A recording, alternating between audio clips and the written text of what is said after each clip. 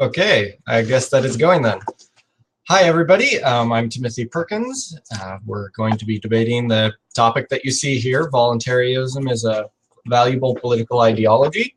I'm taking the affirmative position, so let me just start out with saying that I am a voluntarist, but we're not debating today whether or not voluntarism is the correct political ideology. Obviously, that debate could go on for years and years, and we only have 20 minutes.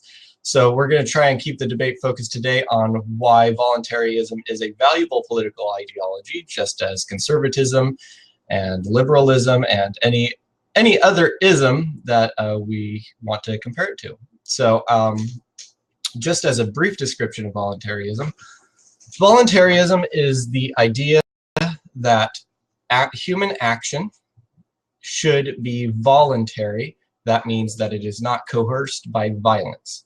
So, for example, if I want money from you, I should offer something to you in exchange so that I can acquire the money and you acquire the other thing. And we do that voluntarily without my threatening you with a gun or without you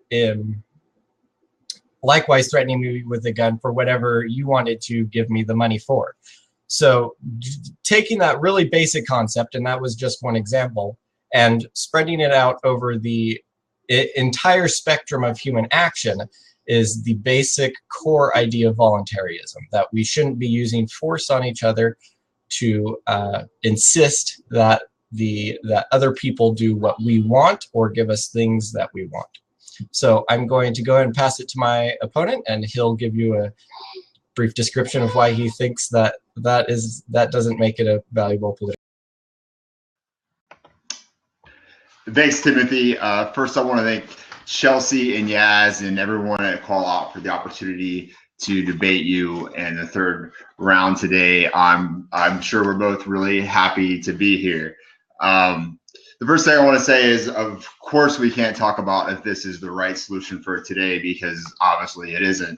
We're overpopulated. We're in a recession, so there aren't enough resources for everyone. And what my opponent is going to tell you has no answer for that. Also, I'm kind of wondering, the question that always comes up when you debate this is, what comes first, the chicken or the egg? I don't like violence at all, but that doesn't mean that it doesn't exist. For instance, the community that I live in, I found Indian heads here, so I know that Indians used to live here, and I also know that the person who founded the village that this would be before it was unincorporated won it because he fought in the Revolutionary War. So he was given that land that should theoretically belong to the Indians because he fought in a war. He was a colonist. And then of course the other question that always comes in, that so there's no guarantee. What I'm trying to say is, how can I own this house to begin with?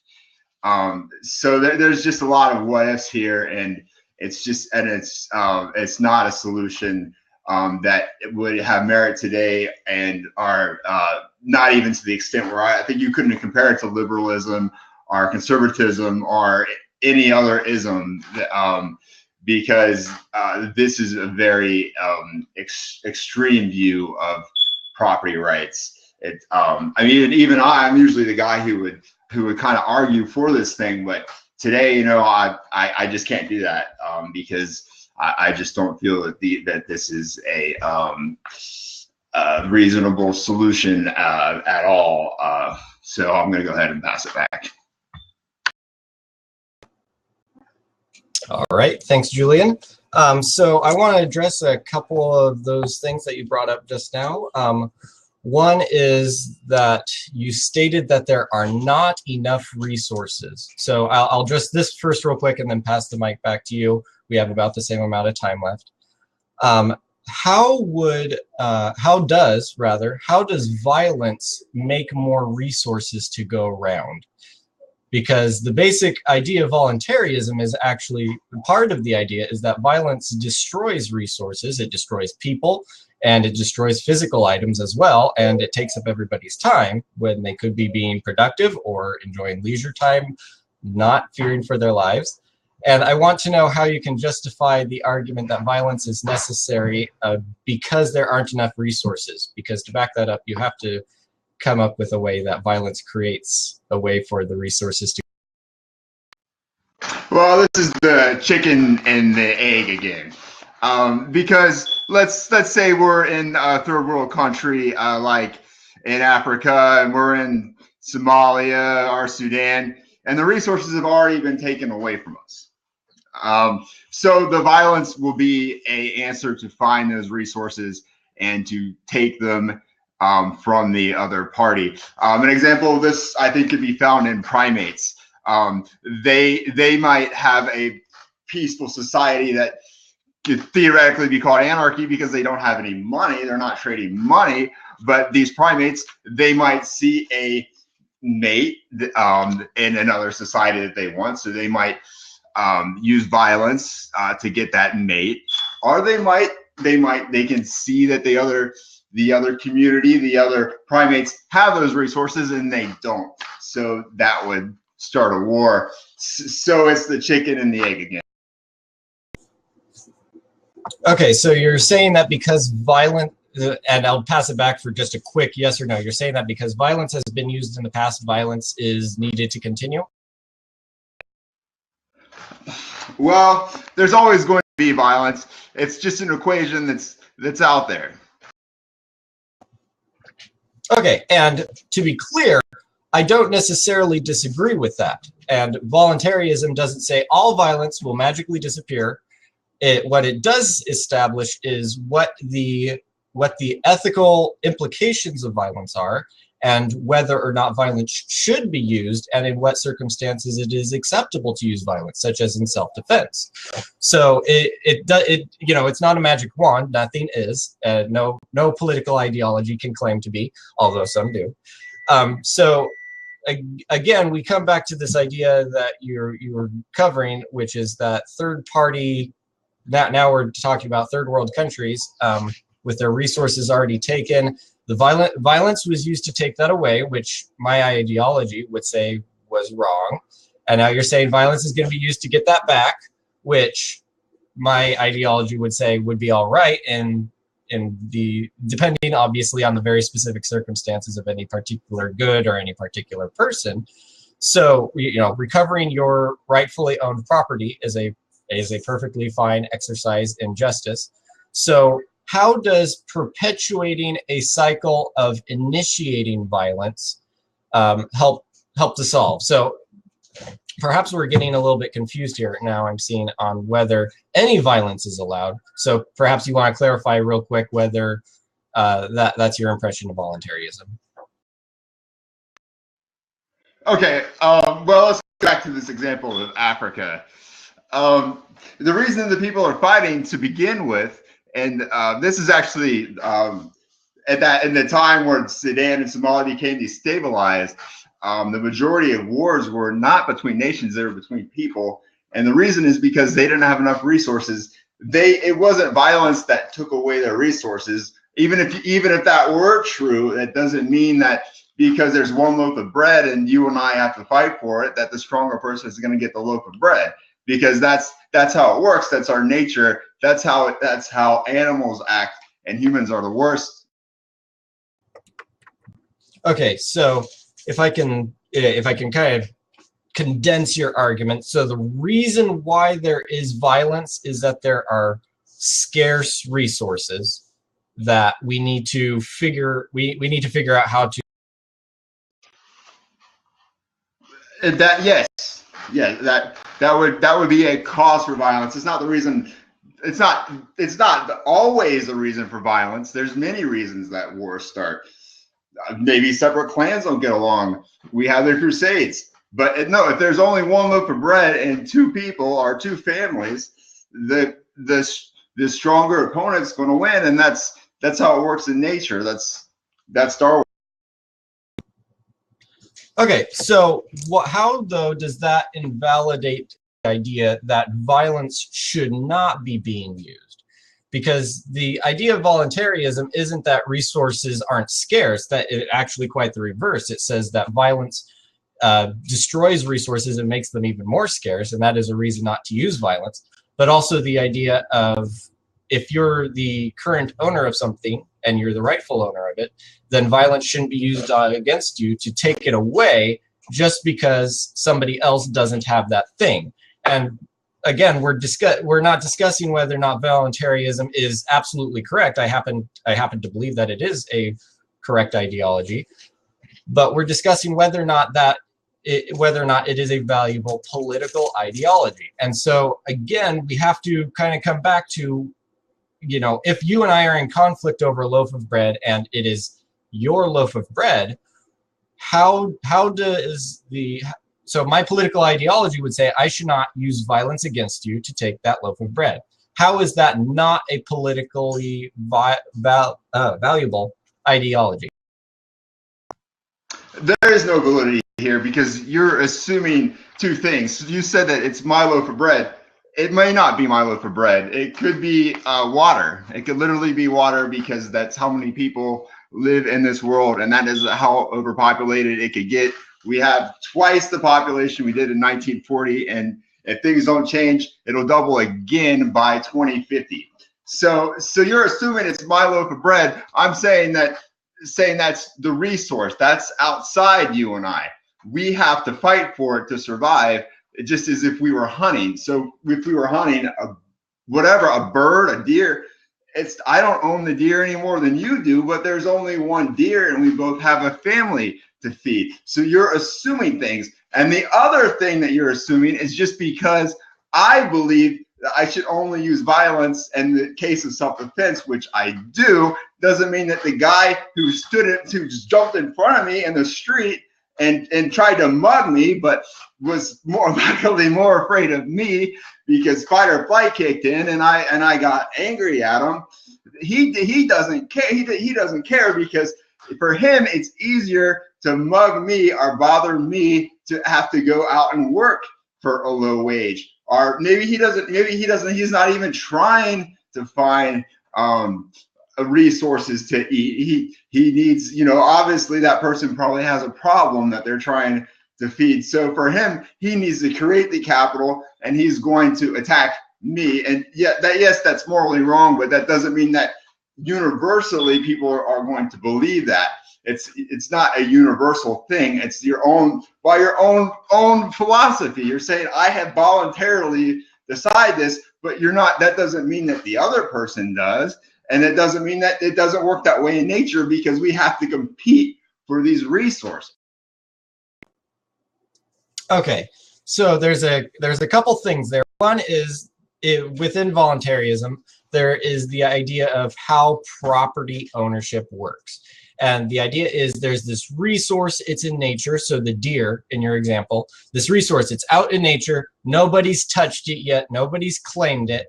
And then how you claim that is you fundamentally change that resource. So if I take my bow and arrow and I shoot that deer, it falls down dead, and then it is more ready for consumption. I have fundamentally altered its state. I then take that deer, I'm, hauling it away.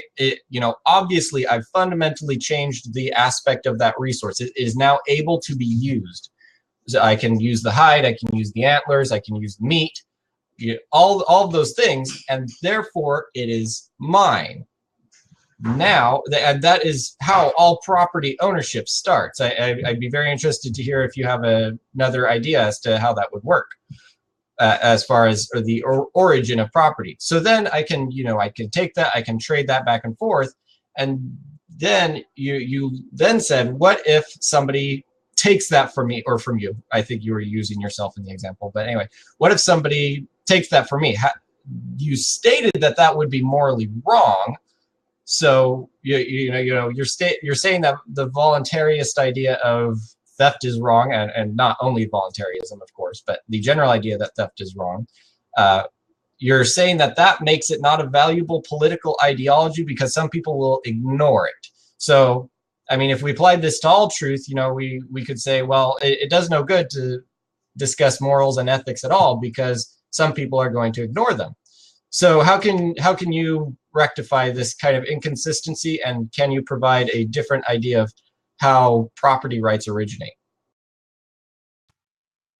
Well, I'm not sure how property rights, we haven't defined how they originate at all here. And and the way that I know that they originated was through violence, because that guy won in the Revolutionary War. He fought in the Battle of Waterloo. So he started the village of Waterloo, and he was able to come here, even though people already lived here. And I know they lived here because I found their arrowheads. So he was able to come here anyway and claim this land and farm it and do whatever. And just because you've claimed a resource for yourself doesn't mean that there will be enough resources for everyone. If you were a primate, and if we were, and you were, if I was in the opposite community and I saw that the resources were on your side of the fence or your side of the jungle, I would start a war with you so I could get your resources. So you're assuming that the egg comes before the chicken here. It's just a chicken and egg question. It's all subjective. And yes, it's ideological. Of course, I believe that it's wrong for someone to steal from me, but the person who's stealing from me, they don't give a shit. They're gonna steal from people. They're a criminal. That's how it works. People are born good spiritually, but we know that we are rewarded in the hierarchy of power by our ability to deviate from that and deceive others. War is through deception. We deceive others, and then it's not always taken through force. There's deception. So there's just a lot of variables in here, and maybe in an ideological sense that's a good idea, but it's not universal, so it can never be applied in a valuable. Okay, so first of all, eggs definitely came before chickens, and the reason why is because chickens didn't evolve until eggs had already been. Okay, no, never mind. We're not going to go there. Sorry, just a joke. So discussing as to whether or not voluntarism is a political ideology, you're applying criticisms of it that could be applied to any ideology. So if we're discussing conservatism, let's say that conservatives, I'm going to be really stereotypy here, right? So conservatives are white rednecks who love guns, and they want to go to war with other countries and prohibit gay marriage, right?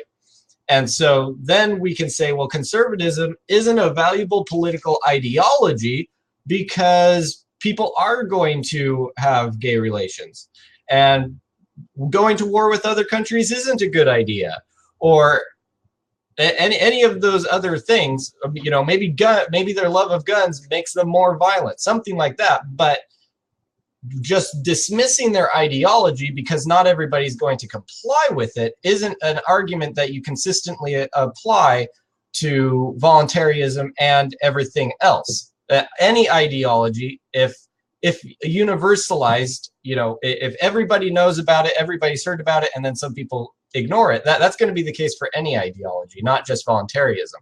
So your argument isn't unique to voluntarism. And so right now, voluntarism is at the same level as conservatism or liberalism or any of the other ones. So how is voluntarism uniquely not valuable while liberalism or conservatism or something like that is? You're changing the subject on me here. I'm not talking about validity in this case compared to liberalism or conservatism or what those people claim to believe at all. I'm talking about a resource and how that comes into being, and how we have that, because we're talking about the competition between resources. So this is an objective, not a subjective argument, because there's only so many resources, and that it doesn't matter what political ideology you believe. It's a case that they're all flawed, which I believe as well. It's not just voluntarism. I believe that conservatism and liberalism are both flawed as well. So it's not.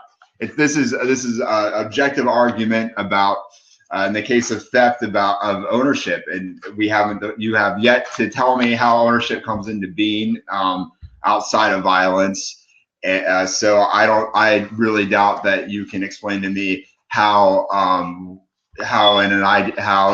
you believe that just because people agree to trade freely and that each can benefit from that, that people wouldn't choose to cheat and use violence as they have throughout history. This is actually how the mafia. Okay, sure. So let me kind of work backwards there. To address your last point, again, I stated this earlier. You could go back and check after the debate. Nobody said that violence would magically disappear. Violence is going to happen. Voluntarism just gives a set of ideas that guide when violence is acceptable, such as in self-defense. So basically as a buffer, a protection, a shield against the initiation of violence. And then the idea of scarce resources is exactly what property norms and voluntarism is about, trying to solve those conflicts. That's what property rights are for. And so voluntarism is all about those property rights and all about solving those conflicts without having to resort to violence. And as far as, you know, what you were saying, as far as changing the subject, as far as an objectively valuable political ideology, if any flawed ideology is going to be dismissed as not valuable, then we need to just end this debate right now, because obviously within the context of that statement, you know, we are considering all of the political, you know, if we consider all the political ideologies, some of them we consider more valuable than others according to our personal preference and understanding of them. But it has to be a somewhat subjective thing, because if you're going to say any flaw makes a political ideology not valuable, then the term valuable, which is a subjective term, it isn't even useful. So, you know, if we need to discontinue this debate and put it off till another time and give you a little more time to prepare, I'm more than up for that. I think if there was validity to your philosophy, you wouldn't need to make a comparison. It's much less valuable than conservatism and liberalism, because at least they attempt to actually solve world problems, which you can't do, because you can't base the debate on that. You can only base it on subjective things that sound. Okay, so now you're just going to insults now. I'm going to point that out. And so let me break this down for you once more. The entire point of voluntarism is to solve problems without using violence. You keep bringing it back to this idea how resources are scarce, so violence is going to be used anyway. My ideology specifically addresses that. That should provide value objectively. And so now we're, you know, getting into whether or not it is the correct ideology to solve that. But you're just throwing claims out there with that don't contribute to the debate at all. You're just dismissing everything out of hand because I'm beating you. I don't think you're beating anyone, or you wouldn't have to say that. It doesn't matter if you keep saying that you can't stop violence, because you're not answering the question of how it started in the first place. And I think the best example is, let's go back to the mafia. How'd the mafia get started? It didn't get started because people were criminals at all. It got started because it was a feudal state, and the communities, they had no way of enforcing laws. So that's what the family is. The family is not your actual family, it's your clan. And the head of the family, the Don, is the guy who decides what the law is. He makes those decisions. He has that authoritative power, and he uses violence to enforce it. So it's actually a system that's worse. That's why a central government was created. And let's not forget, Nietzsche said that chaos creates order. Order comes from chaos.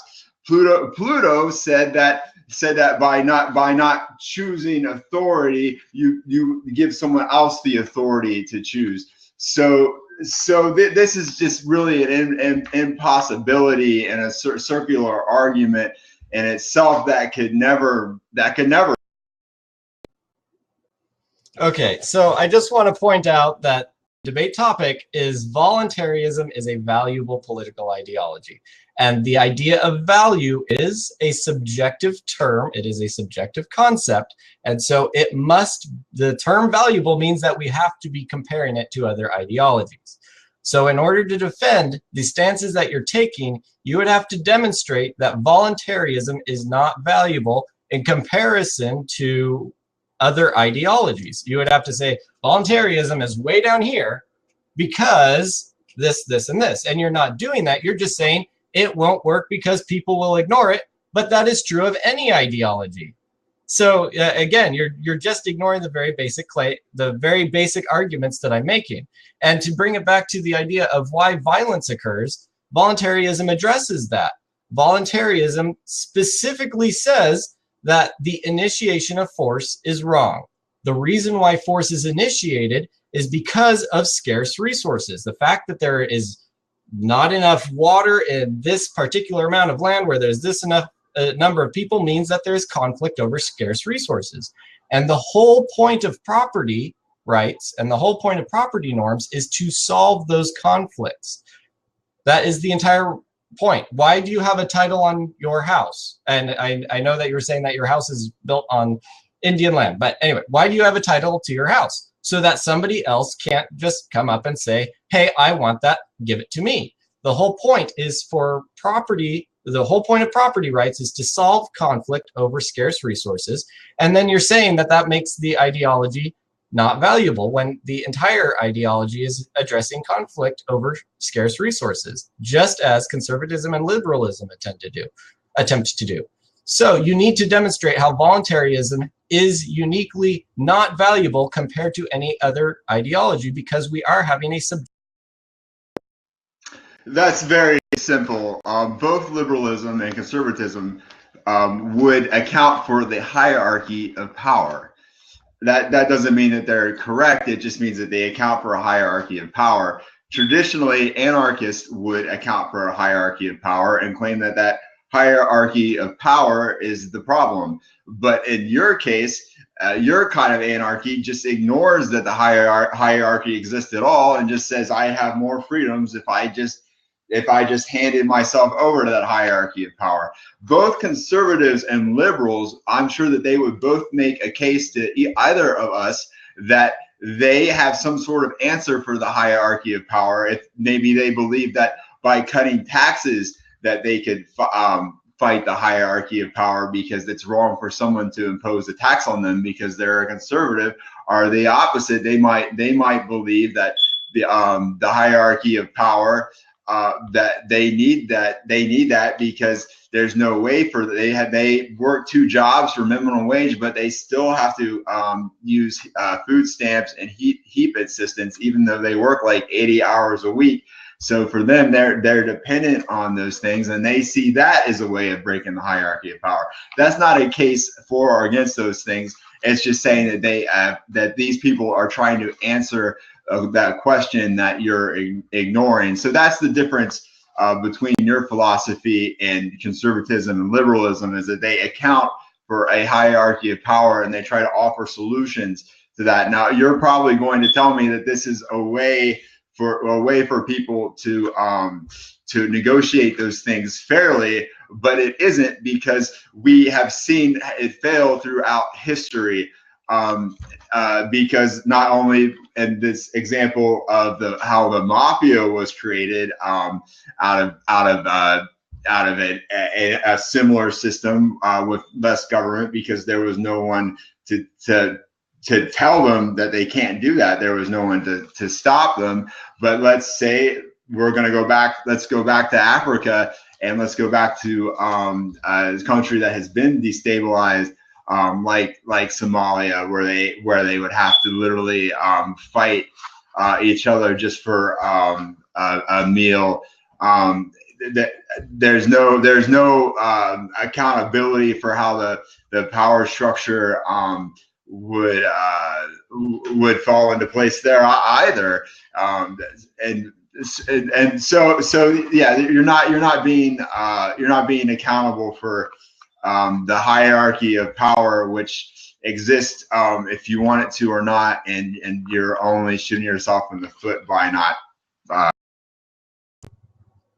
Okay, so first of all, you haven't really brought in the term hierarchy of power before. You were just referring to whether or not violence would occur, which, you know, I've conceded violence is going to occur. It's just a matter of how that is dealt with, and that is what politics is all about. When disputes come up, people want to tend toward violence. My ideology says, let's try not violence first. I mean, you know, to put it in a nutshell. So voluntarism has no problem with hierarchy. It just says, don't force that hierarchy on somebody else using a gun. And again, your argument here has just been, well, people are going to ignore that, therefore your ideology isn't valuable. You're just dismissing it because you say it's going to be ignored. Conservatism has been ignored. Liberalism has been ignored. Socialism has been ignored and undermined. Communism has been ignored and undermined. Any ism that you want to discuss never has had universal adherence. Never.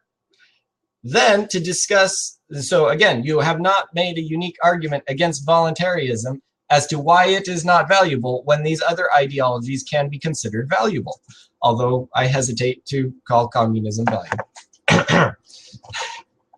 So I want to address real quick as far as Somalia, always the one being brought up when there's anarchism afoot. Somalia is a failed socialist state. It fell into anarchy. It was not founded in anarchy.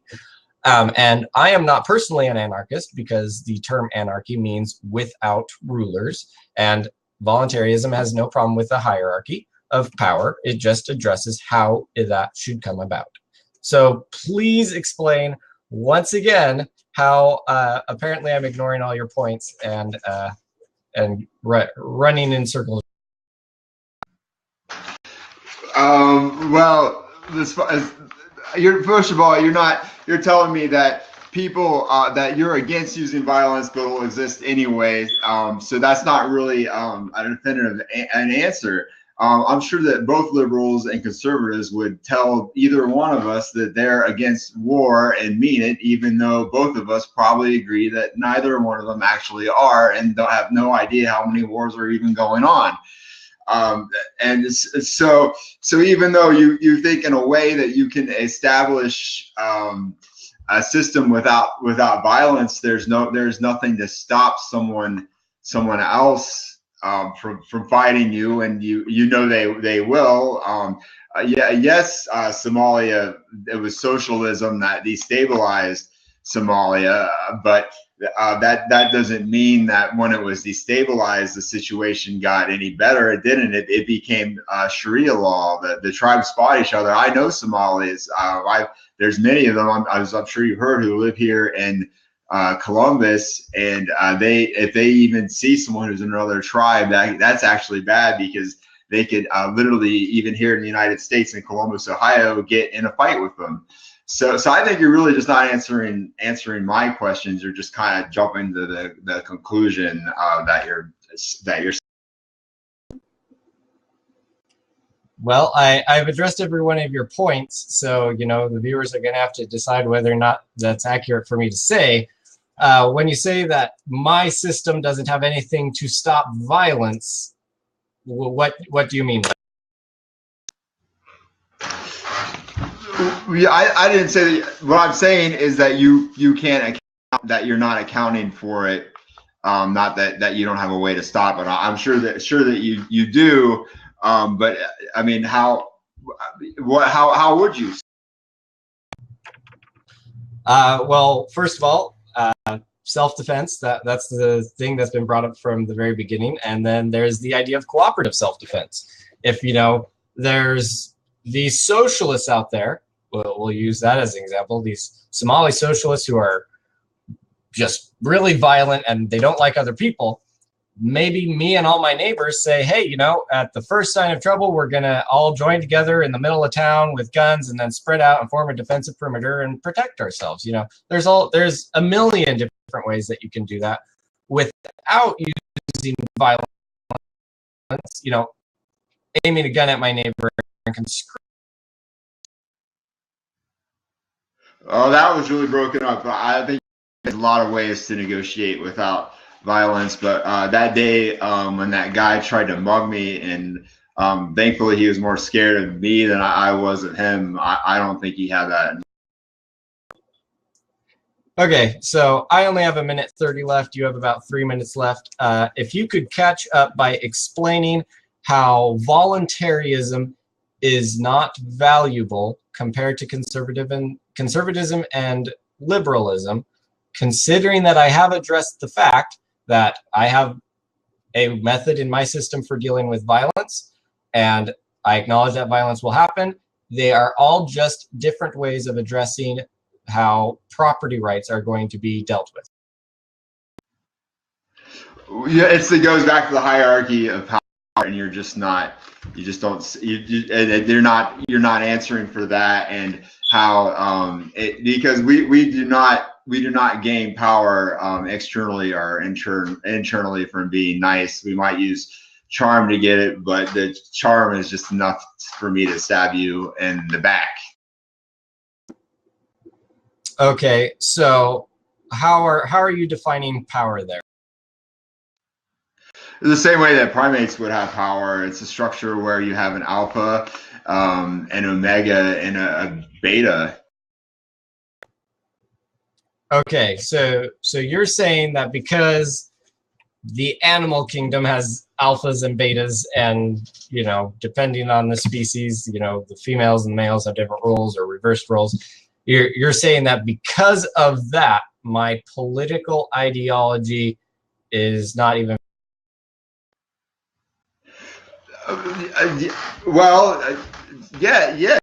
You're ignoring not a power structure. You're ignoring nature. You're ignoring Darwinism. You're not accounting for human nature. You're not accounting for the power structure.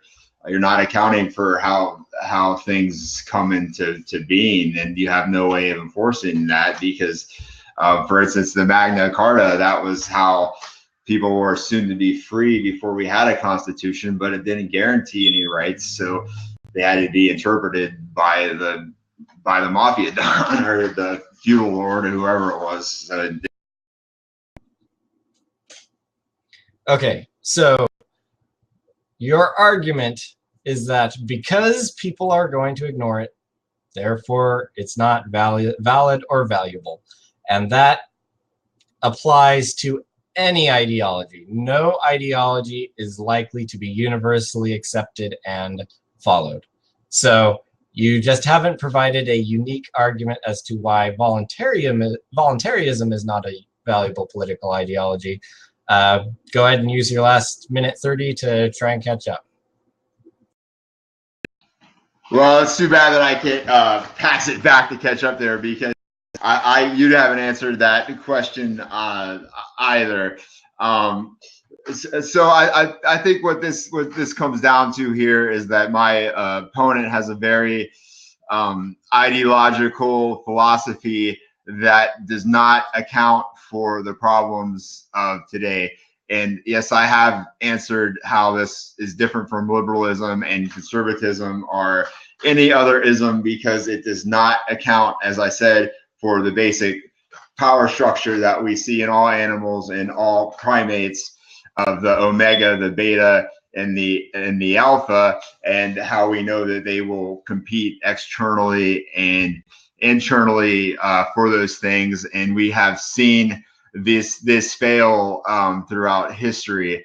So I mean, a liberal and a conservative will tell me how they can change the power structure and want me to believe them, but my opponent cannot account for that. So be sure to vote for Julian and have a very Merry Christmas or a happy holiday, whatever you choose to do, because if you don't make that choice, someone else will. And if you don't want a hierarchy, if you